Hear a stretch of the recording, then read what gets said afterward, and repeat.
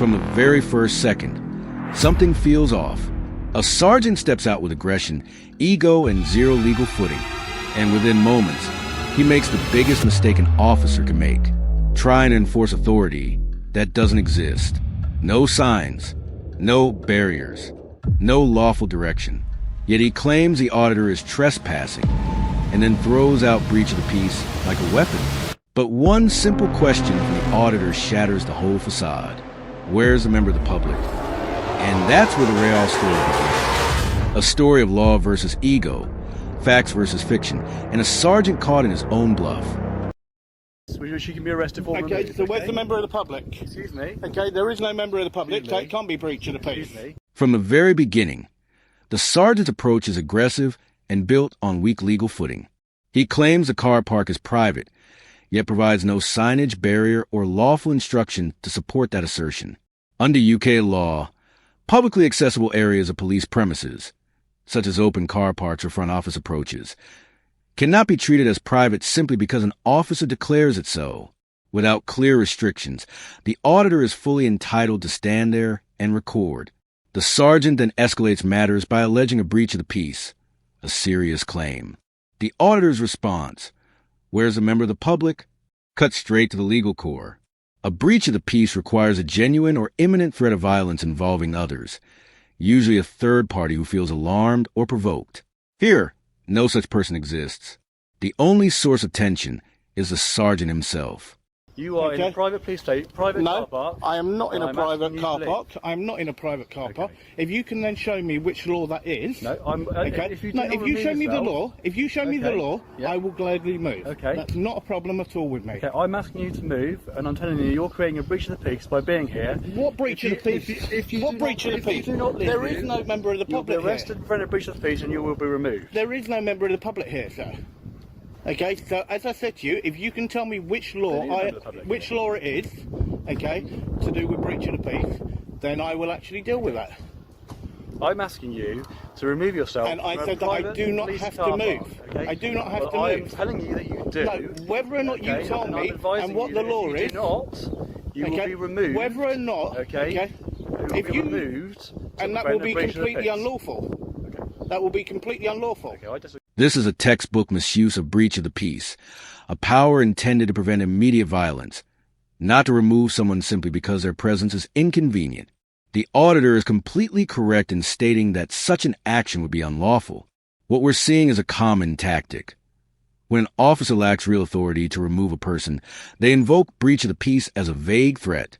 Yet UK courts have repeatedly held that this power must be applied narrowly and lawfully, not as a shortcut to bypass fundamental rights like freedom of expression or access to public spaces. You 4 times now, and I'll request it for a 5th time. Yeah. If you can actually show me which law I've just told says you, that I to can't prevent be a breach here. of the peace. No, which law that I can't be I've just told here. you to prevent a breach of the peace. Breach Doesn't of matter the where you peace are. isn't the law to do with where I stand on public property. Breach of the peace can occur in private or public property. Yeah, and this is public property. Yes, exactly. So No, breach you of the peace approach can me. occur here. You approach me. And you, by being here, are the cause of that breach of the peace. No, so you came will to be me. removed if You do came not... to me. Okay. Yeah, you will be right. removed. Do you know who the MPCC are? Yes. Do you know who the MPCC I are? need to answer that question. Okay. Well, you might want to read that then. I don't need to read that. Well, you should read it. I'm telling you, you're on private property. And before you actually say anything, okay, and this is from the NPCC, okay, and then read that, and then you'll see that I can be here and I can I film. don't need to read that. Okay, so you're refusing to actually uphold what they've actually set out. This moment exposes a great deal about the sergeant's attitude toward accountability and the law. When the auditor offers a document from the MPCC, the Media and Communications Committee of the College of Policing, it is a genuine attempt to educate and de-escalate. The document likely explains the public's right to film and access areas not clearly designated as restricted. Instead of engaging with the information, the sergeant refuses to even look at it. That refusal says everything.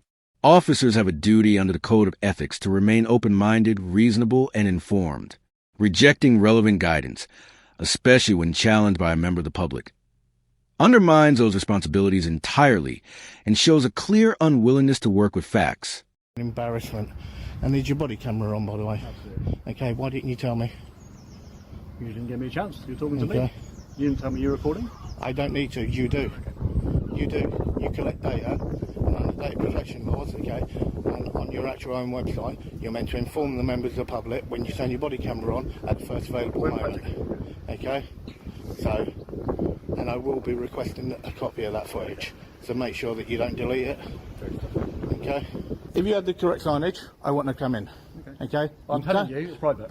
I'm telling you, informing you, a police officer's telling you, regardless, there's a private area, there's private... It doesn't state that. Private vehicles it here. No, okay. There are private it's public vehicles. information. Yeah, I'm telling you, I've informed you, Okay. I've informed you as a police officer, this is a private area, okay? It doesn't and state I'm that. asking you to leave. If you can show me where it states that. Okay. I'm telling you. No, whether or not you tell me, what you tell me does not trump what my legal right is. Okay. Yeah, I'm asking Okay, you to and leave, it doesn't trump what my legal right is. If you remain here, you'll be removed. Okay, by who? By myself. By who? By myself. Okay, and I told you, if you touch me, it will be unlawful. Okay. The sergeant repeatedly insists, as a police officer, I'm telling you it's private, as though his uniform alone overrides the law. In UK law, public access cannot be revoked merely by an officer's assertion. If an area is genuinely private or restricted, that must be made clear through signage, physical barriers, or a lawful direction grounded in legislation. This mindset is not just dismissive. It's dangerous. Policing in a democratic society relies on consent, transparency, and lawful justification, not rank and ego. Officers must be able to explain their decisions with reference to actual policy or law. When they rely solely on authority and refuse to engage with facts, they're not enforcing the law, they're distorting it. Okay, that's why I've just walked back there to double check for signage. You do not have any signage at all that states private. I'm informing you. This is You informing me saying private, okay, I can tell you, okay, I'm the Prime Minister, okay, and it makes no difference what I say, because there's no way of actually backing that up. I'm telling you, by your presence here, you're creating a breach of the peace. Okay? I'm not creating that breach of the peace. For which you can be arrested. Who approached who? Who approached Your who? presence here is No. breach of the peace. No. Because if you weren't Who here, approached I wouldn't be who? here. If you weren't here, I wouldn't Well, you be don't here. have to be here. I do. Because No, you do you're not. in a private police area. It doesn't trespassing. state private. Yeah. You've been Okay. informed It doesn't that state it's- private, you've been and it's not a informed- restricted area. It's not a restricted area You've been informed because there's no it's not barriers or nothing. Okay, so there is nothing there. Good afternoon, sir. How are you?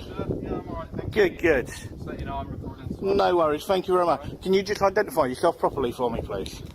I can say I'm Richard PCSO 5992. Thank you very much, sir. Okay. So, what are you I'm just filming a public building. Okay, you know who the MPCC are, yeah?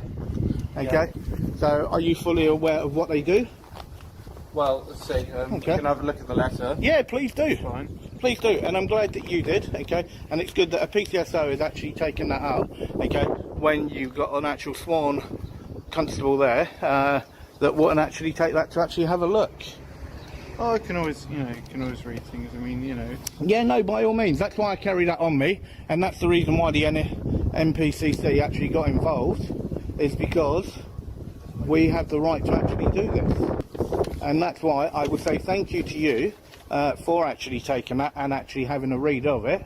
And you can see how important it is to actually have documents like that on us. When the PCSO steps out, he immediately does what the sergeant refused to do. He calmly states that he is recording on his body-worn camera and properly identifies himself. Basic expectations under the College of Policing's Code of Ethics, yet often neglected. When the auditor asks whether he knows what the MPCC is, the PCSO doesn't become defensive. Instead, he replies, I can have a look at the letter, showing a genuine willingness to understand and engage. This is exactly how such encounters should be handled, with professionalism, openness, and respect. In stark contrast to the sergeant, who relied on rank and refused to even read the information, the PCSO demonstrates the proper attitude of a public-facing officer. Come up to me, you've been very professional, okay? You could see what I was doing, okay? I stated you know who the MPCC are. You said yes, I've shown you that document, okay? And you're listening and you're being reasonable with the actual conversation. Yeah. Now, you've decided to actually come up and actually engage and actually have a face-to-face intelligent conversation. Yeah. Whereas that sergeant came out, was very rude, very aggressive. Sergeant, if I get an apology, I will make my way. Okay, now I can't get fairer than that. The way in which you approached me and the manner in which you did, right, and with what you actually threatened me with, okay, was wrong and out of order. As I said, if I get an apology from you, I will make my way, no problems. Pardon? I don't think I threatened you. Did you threaten me with arrest? I said it was a possibility that you No, could be arrested. you told me I would be. If you, yeah, Okay, which is a threat. You're in a private police car park. It's not. There's no sign that states Implied right private. of access is not granted. Well, no, there is no implied right of You are- Well, I'm telling under you, you're Section not- 33 of the Criminal Justice Act of 1972, okay, I have the right of... The sergeant's claim that implied right of access is not granted may reflect internal expectations, but without clear communication to the public, it carries no legal force. You cannot retroactively declare a freely accessible area private after someone has already lawfully entered it. The auditor's reference to Section 33 is entirely accurate. The law recognizes that many areas, even on private land, remain accessible to the public unless access is clearly withdrawn. In this case, without signage, barriers, or a lawful direction, the auditor had every legal right to stand exactly where he was. Responding to No, I'm not preventing you from doing anything. I'm engaging with an actual officer on duty. You're in private Okay. police car park. There's no sign that states private. I'm informed you. Did I come through a gate? No, what you inform, Sergeant, what you inform, okay, and what the law is are two different things completely. That's why I've just said to you, right, I get an apology, I will make my way and I will bid you good day. Well, I'm not going to be threatened by I you. haven't meant any harm to you. I've been out, I've engaged with you. Well, no, you shouldn't threaten people. As soon as you approached me, you were very aggressive. I've not been aggressive. Yes, you were when you first don't approached believe me. I was. Well, first of all, you didn't even want to identify. Okay, I had Fully to. identify. It makes no What's your difference. name, sir? Okay, I don't have to give you that. Okay. So you don't want to identify yourself? Okay, well, if you want to call me anything, call me Plod. Okay. Well, I prefer to call you by your, if that's not your name, your real name. Well, you don't know if that is or not. I don't know. Okay, and that's why I'm saying That's why you want you to- can call me Plod.